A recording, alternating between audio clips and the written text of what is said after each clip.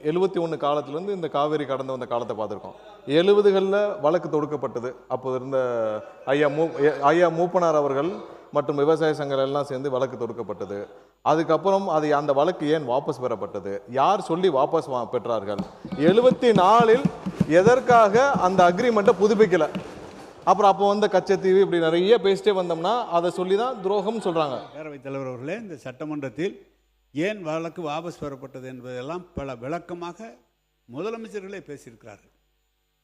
பிரதமர் ஒரு கூப்பிட்டு இது நான் சமாதானப்படுத்துகிறேன், நீங்கள் இது மாதிரி செய்யுங்கள் என்று சொல்கிற போது பிரதமர் பேச்சை கேட்க வேண்டிய நிலை. அதற்கப்புறம் தான் நீதிமன்றத்துக்கு போனோம். இதெல்லாம் விளக்கம் சொல்லப்பட்டிருக்கிறது.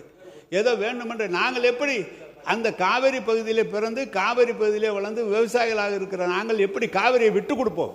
விட்டு கொடுப்பதற்கு வாய்ப்பே கிடையாது. எனவே வாபஸ் பெறப்பட்டது இது என்று சொல்வது என்பது மாண்பு பிரதமர் சொல்கிறார்.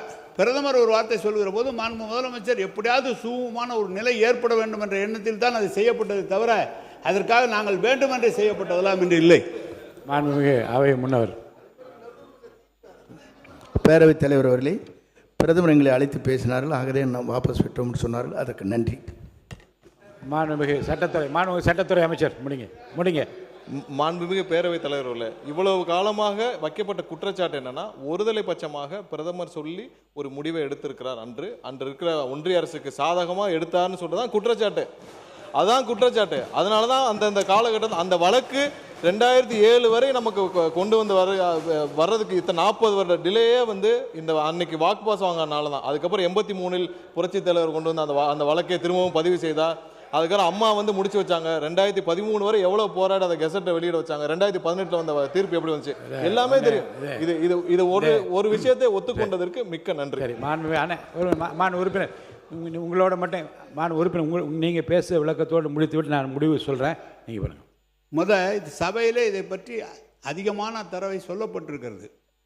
அவருக்கு இது தெரியுமா தெரியும், ஆனால் எல்லாம் தெரிந்திருக்க வேண்டும்.